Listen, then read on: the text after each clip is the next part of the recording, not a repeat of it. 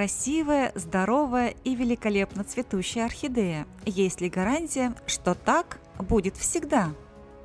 Орхидеи с чарующим ароматом у нас дома. Какой я отдаю предпочтение?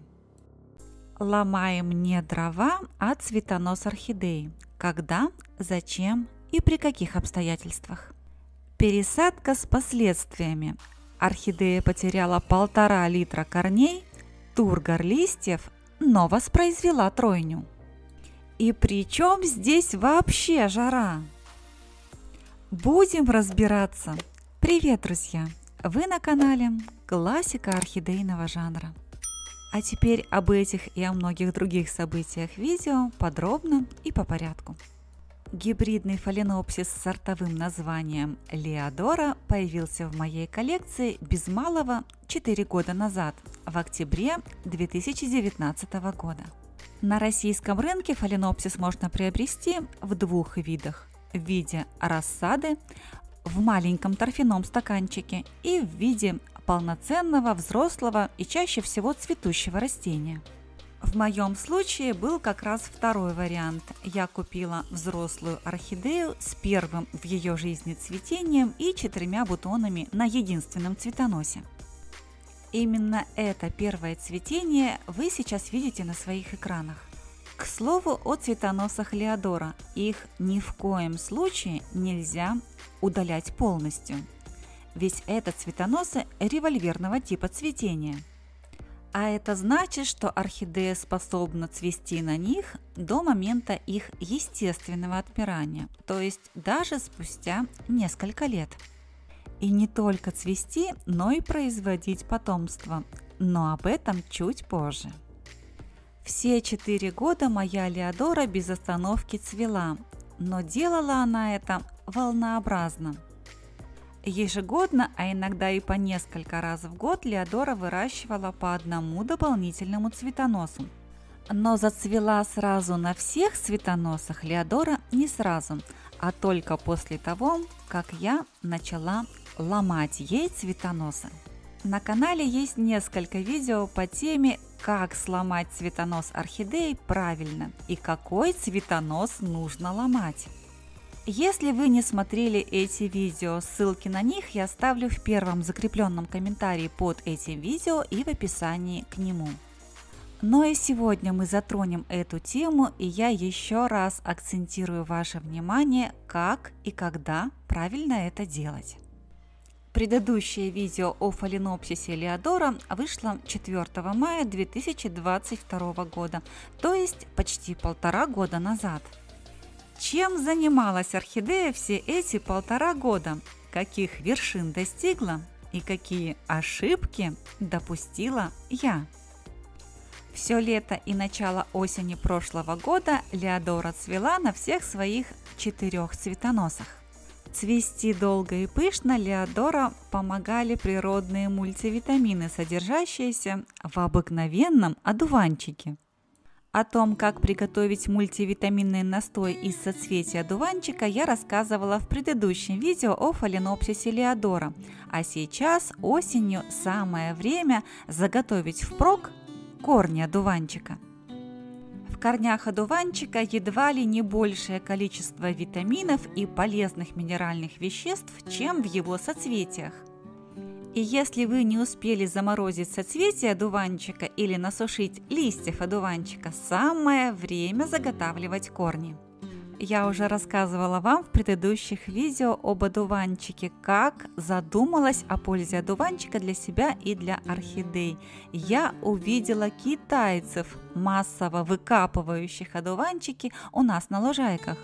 Неспроста в китайской медицине одуванчик издревле использовался как лекарственное и целебное растение. А в отличие от китайцев, многие из нас считают одуванчик сорняком, а зря. Ведь всего из 5 соцветий одуванчика, из 5 природных витаминок можно сделать невероятно полезный и питательный настой для орхидей. 5 соцветий одуванчика на стакан воды. У меня графин, почти литр, и соцветий одуванчика, естественно, больше. Для приготовления травяных настоев я всегда использую кипяченую воду температурой 90 градусов Цельсия. Такая температура воды позволяет сохранить максимальное количество витаминов в настое. Настой готовится 12 часов, то есть если вы залили соцветие одуванчика вечером, настой утром можно использовать. Настой из соцветий и листьев одуванчика не имеет насыщенного цвета, и его можно без разбавления использовать для опрыскивания листовой массы орхидеи и корневой системы, но только для опрыскивания. Чередовать опрыскивание настоем и чистой водой обязательно. Если у вас получился настой слишком насыщенного цвета, его необходимо разбавить кипяченой водой. В таком режиме опрыскивания настоем из одуванчика курсами Леодора провела все лето и начало осени и снова выпустила цветонос. Именно в этот момент я снова задумала сломать цветонос Леодора. Какой же цветонос нужно ломать? Нет, не этот, который появился на свет. Этот цветонос я показываю вам для того, чтобы вы поняли, что старый цветонос на орхидее нужно ломать, пока молодой цветонос очень маленький, пока он только появился из пазухи листа, когда его размер не превышает полсантиметра. Именно в этот момент я перераспределяю по всем цветоносам гормон цветения или гибереллин. Ломать же я буду один из длинных цветоносов прошлых лет. Ломаю кончик цветоноса до первой меристемной почки на нем. Я именно ломаю цветоносы, а не срезаю их. Это важно для запуска определенных внутренних процессов в организме орхидеи. Посмотрите внимательно на свои экраны. Вот так выглядит новый цветонос на момент ломания старого и старый сломанный цветонос. Место слома цветоноса я ничем не обрабатываю. Его достаточно просто подсушить. Леодора далеко не первая орхидея, у которой я ломала старые цветоносы, и всегда результат был просто восхитительным и очень неожиданным. В данном случае я ломала цветонос орхидеи уже 2 раза подряд, то есть 2 года подряд. И во второй раз результат превзошел все мои ожидания. Леодора не просто вырастила длинный красивый цветонос с огромным количеством бутонов, она еще и нарастила сразу 2 ответвления от основного цветоноса. Но гормон цветения сработал не только на новом молодом цветоносе, но и на всех 4 предыдущих. На цветоносах прошлых лет пробудились окончания не только основных цветоносов, но и боковых меристем на них. Таким образом, орхидея заложила бутоны на 8 направлениях цветения. Чудеса, скажете вы? Нет, никаких чудес нет. Чистая наука. В организме орхидеи точно так же, как и в организмах всех живых существ, многие процессы подчиняются действиям гормонов. В случае с орхидеями это фитогормоны. Правильно перераспределив фитогормоны, вырабатывающиеся внутри организма орхидеи, можно достичь великолепных результатов в цветении орхидей. Вы можете верить или не верить, проверять или не проверять. Я показываю вам свой опыт и свой результат. Но, как говаривал великий русский поэт Александр Сергеевич Пушкин, опыт – сын ошибок трудных. На момент закладки такого грандиозного количества бутонов Леодора росла в своем горшке уже более 3 лет. И я решила быстро и, как мне казалось, совершенно безболезненно перевалить Леодора в больший горшок. Споры на тему, можно ли пересаживать цветущие фаленопсисы, до сих пор не утихают. Я всегда пересаживала фаленопсисы на любой стадии их развития и в любое время года. И мне всегда это сходило с рук, но не в этот раз. Продолжая цвести, орхидея начала терять тургор листьев и все свои 1,5 литра корней. Что делать в такой ситуации? И стоит ли паниковать? Любители орхидей в подобных ситуациях делают самые разные, порой необдуманные поступки. Одни срезают цветоносы орхидей под ноль, другие снова пересаживают орхидею. Я пошла своим путем и оставила орхидею в том горшке, в котором она потеряла всю свою корневую систему. 1,5 литра некогда шикарных корней превратились в труху. Но, как я вам уже много раз говорила, если орхидея здорова, если на стебле орхидеи нет никаких гнилостных проявлений, орхидея очень быстро нарастит новую корневую систему. В данном случае в новой посадке Леодора наращивала себе новую корневую систему с нуля. Я как могла помогала ей в этом, постоянно опрыскивая листовые пластины фаленопсиса настоем соцветия одуванчика. Вполне естественно, что на фоне полной потери корневой системы орхидея утратила тургор листьев практически полностью. Пугаться этого не стоит. Помните, что когда орхидея нарастит себе достаточное количество корней, тургор листьев постепенно восстановится. Для быстрого восстановления орхидеи ее нужно поместить в правильно созданные условия с ярким рассеянным солнечным светом и теплыми температурами в районе 24 градусов Цельсия и выше. Лето во Владивостоке в этом году было крайне нестандартным и был период с очень высокими температурами воздуха в районе 40 градусов Цельсия на солнце. Как многие из вас знают, кондиционера в моей квартире нет, и комнаты юго-восточной ориентации в эти недели раскалялись очень сильно. Ослабленные растения, растения без корней и реанимационные растения содержать на открытом солнце нельзя. Леодора содержалась в ярко освещенном помещении без попадания прямых солнечных лучей на листовые пластины растения, а вот цветоносы орхидеи я как раз старалась разместить под яркое прямое солнце. Результат моих экспериментов вы сейчас видите на своих экранах. Орхидея с почти полностью утраченной корневой системой и без тургора листьев не только зацвела, но и произвела на свет тройняшек. Да-да, вы не ослышались, на цветоносах орхидеи одновременно образовалось сразу 3 детки, причем 2 из них сразу на одном, самом первом цветоносе. Когда у зрителей на слабых орхидеях появляются детки, сразу начинаются вопросы в комментариях. А может быть удалить? А потянет ли орхидея? В эти моменты я всегда недоумеваю. Но откуда у зрителей постоянное желание абортировать орхидеи? В случае крайней необходимости орхидея вполне справится с этим сама. Она либо засушит детку, либо просто перестанет ее развивать. Итак, на моей ослабленной орхидее в июльскую жару появилось сразу 3 детки. Давайте посмотрим, как справляется со своей материнской обязанностью моя орхидея, будучи в ослабленном состоянии.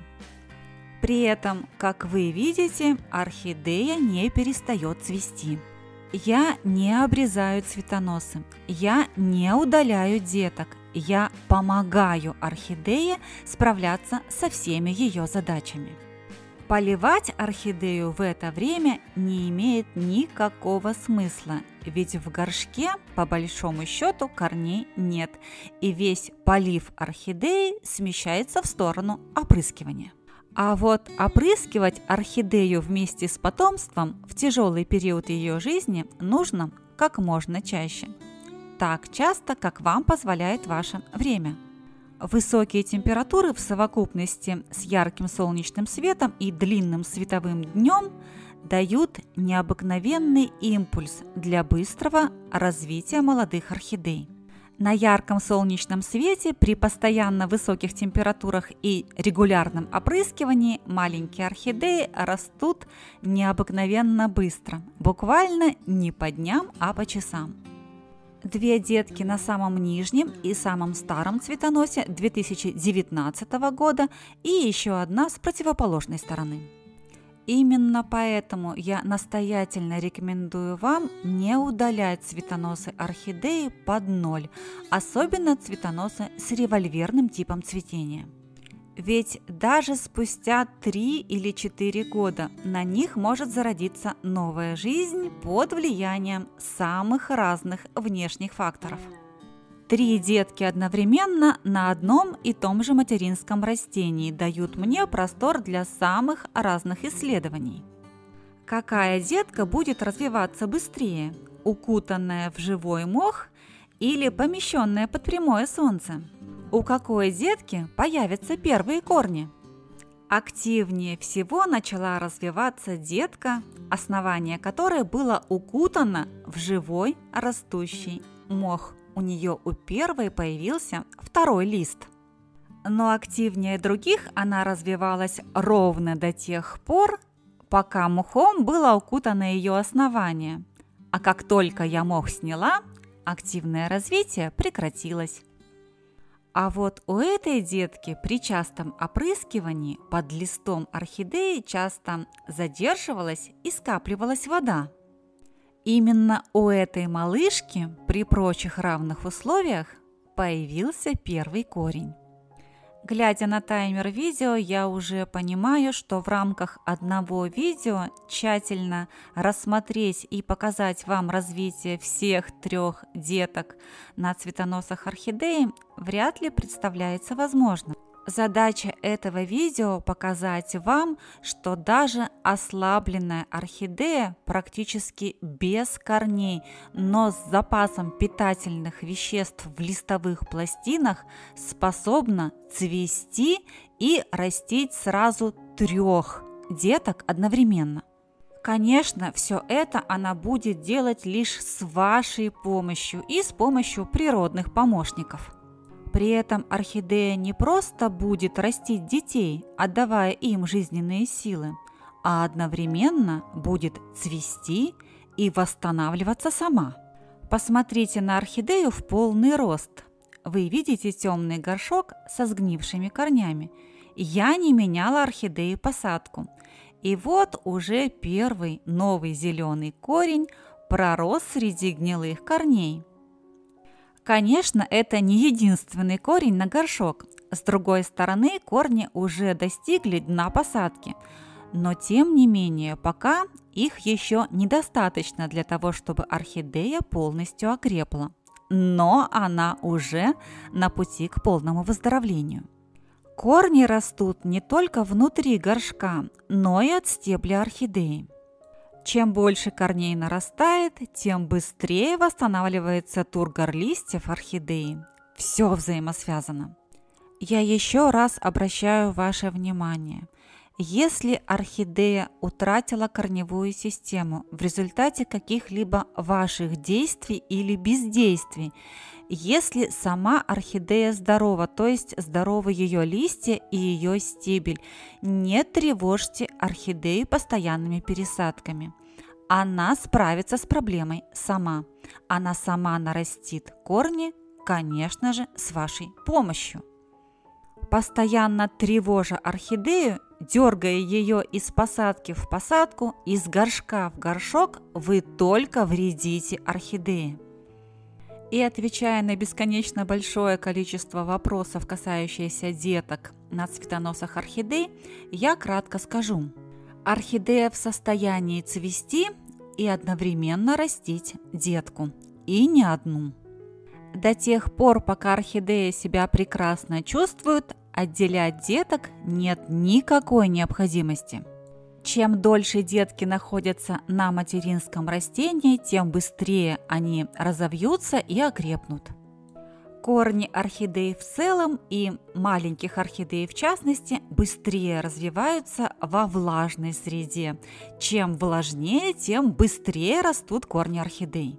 Новые корни орхидеи не сразу становятся функциональными, а лишь после вызревания виламена на них, только после того, как они начинают зеленеть при попадании воды. Если посадить в субстрат орхидею с невызревшим виламеном на корнях, корни орхидеи очень быстро сгниют. Поэтому, если вы еще не до конца понимаете суть происходящих процессов, не торопитесь, лучше оставьте детку на материнском цветоносе. Итак, подводим первые промежуточные итоги спустя 2 месяца после появления 3 деток на 2 цветоносах орхидеи. Быстрее всего развивается самая верхняя детка, основание которой скрыто под листом материнского растения. Именно там скапливается и долго удерживается большое количество воды.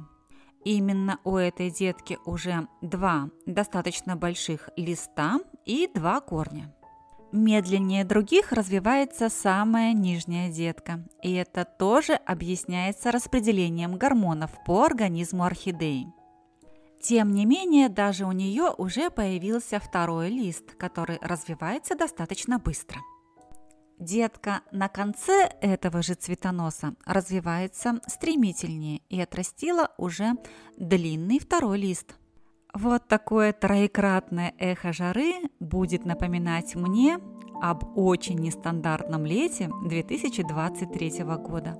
О том, как будут развиваться эти малышки и когда я планирую отделять их от материнского растения, вы обязательно узнаете из будущих видео на канале «Классика орхидейного жанра».